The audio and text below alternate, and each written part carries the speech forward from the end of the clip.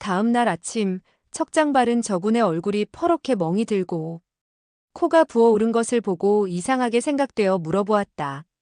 누구하고 싸웠길래 상처가 그 모양이냐?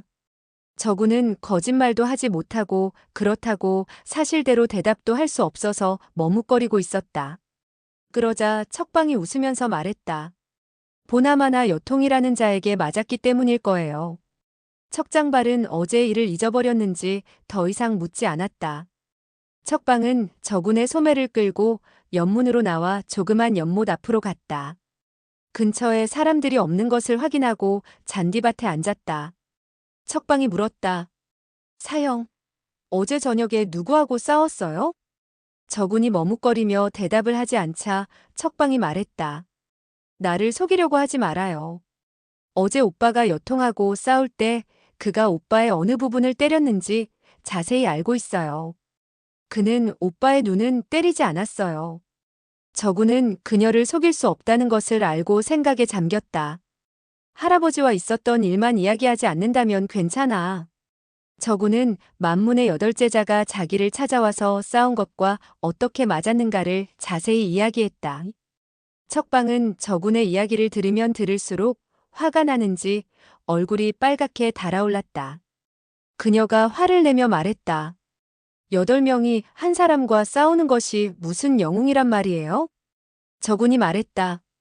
8명이 한꺼번에 공격한 것은 아니야. 서너 명이 때렸어. 척방은 화를 내며 말했다. 서너 명이 공격해서 이겼으니까 다른 사람이 가만히 있었겠지요. 만일 서너 명이 싸움에 졌을 때는 대여섯 명이 한꺼번에 공격했을 거예요. 저군이 머리를 끄덕이면서 말했다. 그럴지도 모르지. 척방은 일어섰다. 아버지께 이 사실을 알려야 해요. 만진산에게도 따져야겠어요. 그녀는 단단히 화가 났는지 만사백이라고 부르지 않고 이름을 불렀다. 저군이 그녀를 말렸다. 아니야. 결투에서 졌는데 사부님께 말씀드린다면 내 체면이 어떻게 되겠어? 척방은 저군의 옷이 많이 찢어진 것을 보고 가슴이 아팠다. 그녀는 바늘과 실을 주머니에서 꺼내 찢어진 부분을 꿰매어 주었다. 그녀의 머리카락이 저군의 얼굴을 스치자 간지러운 느낌이 들었으나 소녀의 야릇한 채취를 맡을 수 있었다. 저군은 가슴이 쿵쿵 뛰는 것을 느꼈다. 3회. 그러자 척방이 말했다. 공심채, 도둑으로 몰리면 어쩌려고 그래요? 강남 삼상 지방에는 사람이 옷을 입은 상태에서 다른 사람이 찢어진 옷을 꿰매어 주거나 단추를 달아줄 때 말을 하면 도둑으로 몰린다는 미신이 있었다. 척방이 저군을 공심채라고 부른 것은 그가 너무 바보처럼 순진하다고 비웃는 뜻에서 그에게 붙여준 별명이었다. 그날 밤 만진사는 응접실에 음식을 차려놓고 모두를 초대했다. 8명의 제자와 척장발, 저군, 척방 등 12명은 둥근 탁자에 둘러앉았다. 술잔이 몇 번 오고 갔다. 만진사는 저군이 입술이 부어 음식을 제대로 먹지 못하는 것을 보고 그에게 말했다. 저군, 어제 수고 많이 했네. 자, 많이 먹게. 그러면서 닭다리 한 개를 저군의 그릇에 놓아주었다. 주기가 흥하고 비웃었다. 척방은 화가 나 있었는데 이것을 보고 더 이상 참지 못하고 큰 소리로 말했다. 1400. 사형의 상처는 여통에게 맞은 것이 아니고 8명의 제자가 함께 공격해서 생긴 거예요.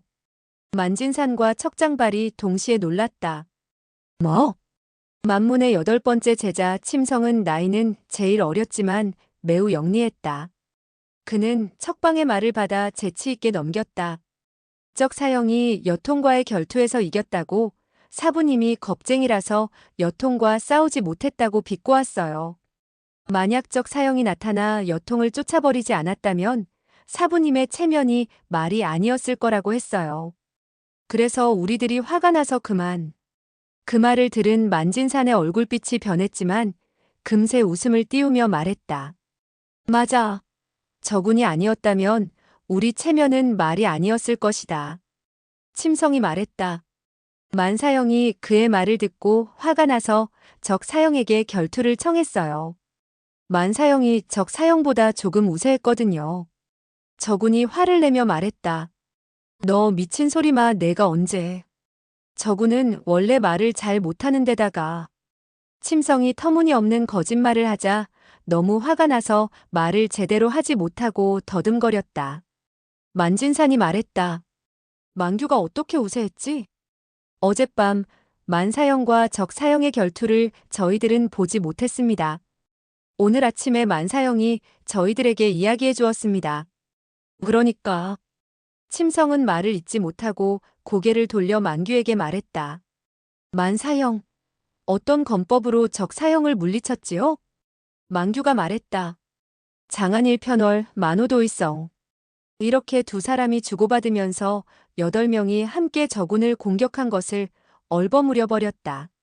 만진사는 만규가 저군을 어떻게 이겼는지 보지 못했으니 자연히 함께 공격한 것을 알 수가 없었다. 침성은 나이가 겨우 16에 불과했고 천진난만했기 때문에 만진사는 그가 거짓말을 하고 있다는 것을 눈치채지 못했다. 만진산이 고개를 끄덕이면서 말했다. 그랬었군. 척장발은 화가 났는지 얼굴이 빨개지더니 탁자를 치며 말했다. 운아, 내가 너에게 절대로 1400의 사형들과 싸우지 말라고 했는데 왜 싸웠지?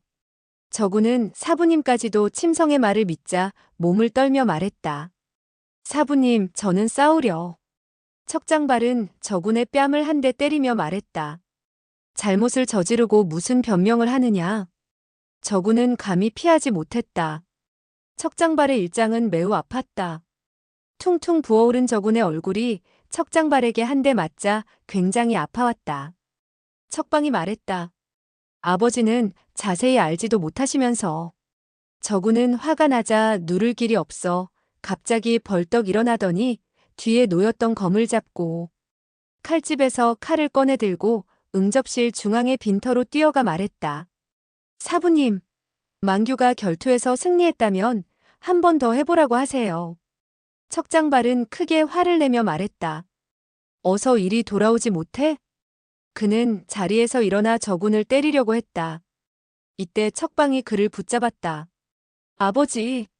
저군이 소리쳤다. 8명이 다시 한번 덤벼봐. 자신 있으면 빨리 덤벼. 덤비지 않는 놈은 후레자식이고 개잡종이다. 그는 화가 난 나머지 욕을 했다. 만진산이 눈을 찌푸리면서 말했다. 정그렇다면 너희들이 한번 적사형의 가르침을 받아보아라. 8명의 만진산 제자들은 사부의 말을 기다렸다는 듯이 모두 검을 들고 저군을 둘러쌌다. 저군이 큰 소리로 말했다. 어젯밤에도 8명이 한꺼번에 공격하더니 오늘 밤도 역시 8명이 덤비는구나. 이 개잡종들아. 척장발이 말했다. 운아, 무슨 쓸데없는 소리를 하느냐. 칼싸움이나 하지 무슨 말이 그렇게도 많으냐. 만진사는 개잡종이라는 말을 듣자 화가 났다.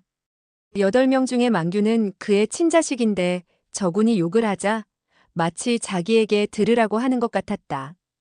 8명의 만진산 제자들은 저군을 둘러싸고 공격 자세를 취하자 그중 하나가 소리쳤다. 적사형이 8명이 한꺼번에 공격한다고 비웃었는데 우리가 스스로를 비웃을 수는 없잖아. 그러자 큰 제자 노곤이 말했다. 맞다. 여러 형제들은 비켜나시오. 내가 먼저 적사형의 가르침을 받겠으니. 5번째 제자 보건은 약삭 빠른 자였다. 어제 저녁 저군과 만규의 결투 장면을 보았는데 저군의 무공이 결코 약하지 않았다. 이번에는 틀림없이 목숨을 다해 싸울 것이니 사형이 이길 것 같지 않았다. 만약 저군이 한판 승리하고 다른 사람이 저군을 물리친다 하더라도 만진산의 명예가 떨어질 것이 분명했다. 그래서 동문 중에 넷째 사형 송균의 검술이 제일 높으니 송균으로 하여금 저군을 물리치게 하여 다시는 저군이 큰 소리를 못 치게 만들려고 했다. 보건이 말했다. 대사형은 저희 동문이 대표인데 친히 싸우실 수 있습니까? 넷째 사형에게 저 녀석의 버릇을 고쳐주도록 합시다. 노고는 그 뜻을 알고 웃으며 말했다. 좋아, 넷째, 자네에게 부탁하겠네. 그러자 송규는 7명을 물러서게 하고 저군과 마주보고 섰다. 송규는 성격이 침착했고 말이 없기 때문에 하루 종일 거의 한마디도 하지 않는다. 그래서 더욱 집중할 수 있었고 검법은 8명 중에서 제일 나았다. 그는 사제들이 그를 추천하자 검을 세우고 머리를 숙이며 허리를 구부렸다.